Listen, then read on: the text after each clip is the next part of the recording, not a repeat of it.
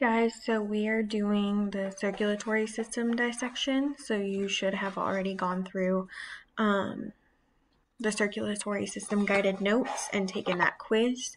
Now we're going to go over the parts of this circulatory system for our fetal pig, okay? Now in mammals, which in case you didn't know, that's what we are.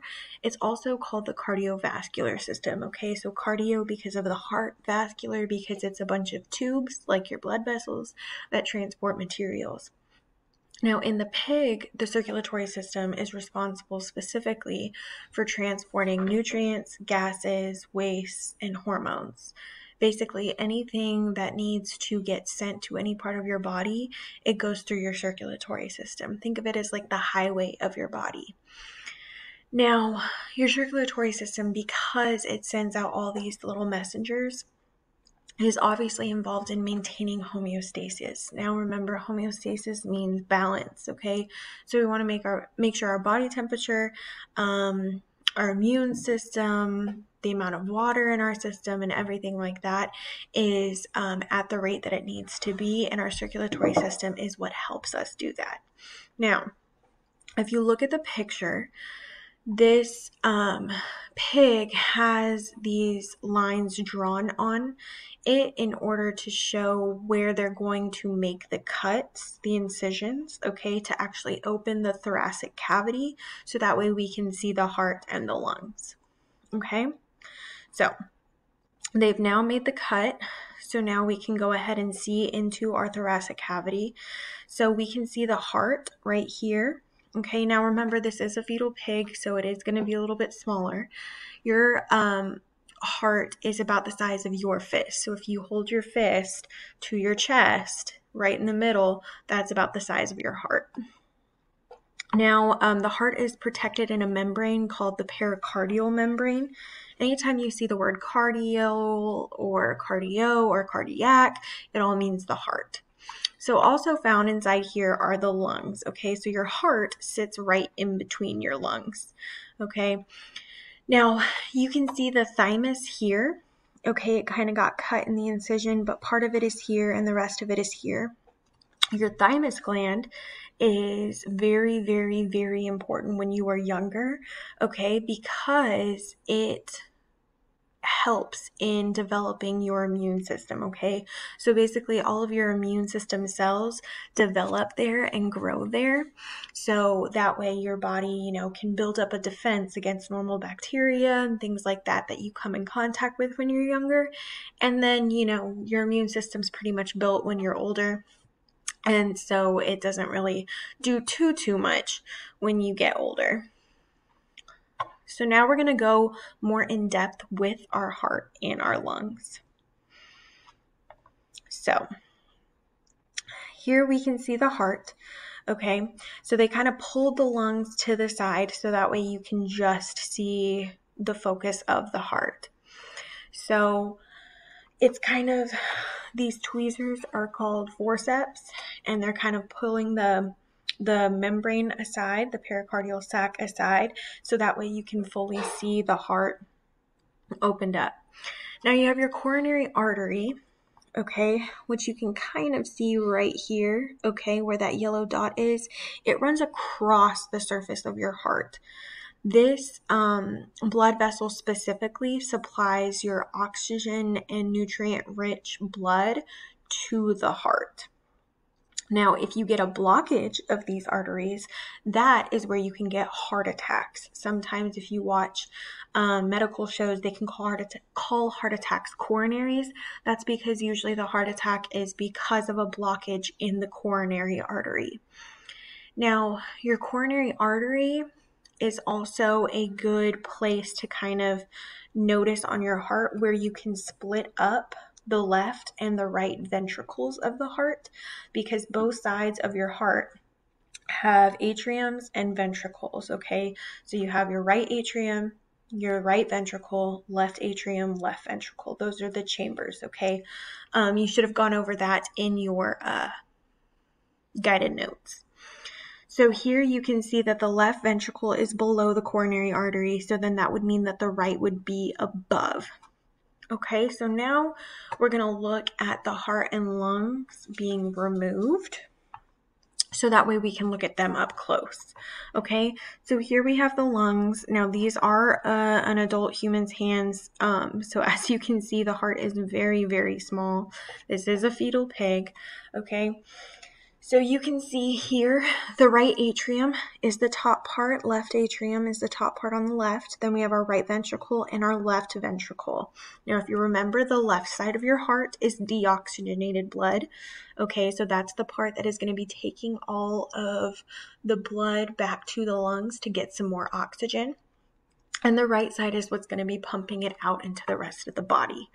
So if you look at the top, connected to the lungs is your trachea. Your trachea is also called your windpipe. So that's going to lead to the bronchi in your lungs that are branched out to actually transport the oxygen and carbon dioxide. We'll go over that next week when we go over respiratory system.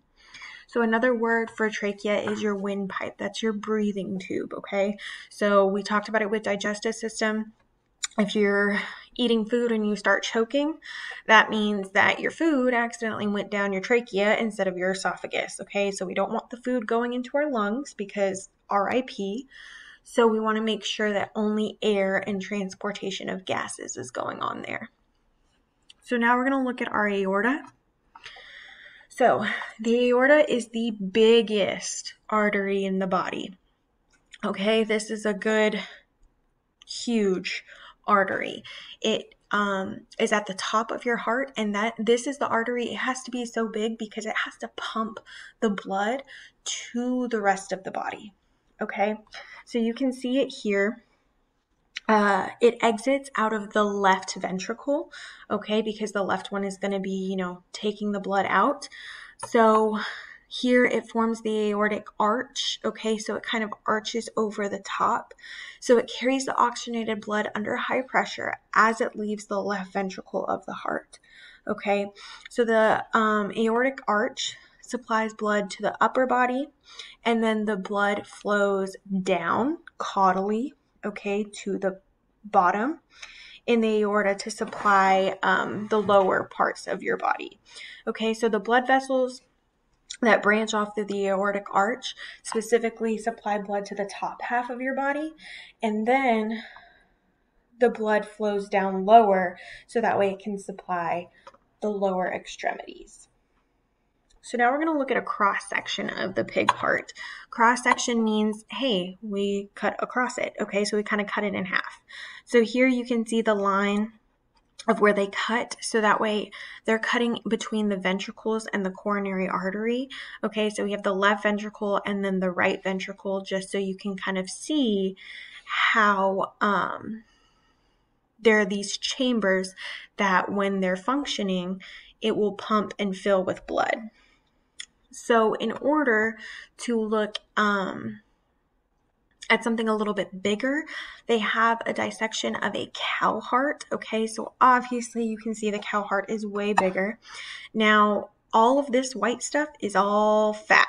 Okay, so if you know someone who constantly eats McDonald's and Burger King for like every meal, every day, or people that have heart attacks constantly and are overweight and have high blood pressure and stuff, their heart is going to be covered in fat.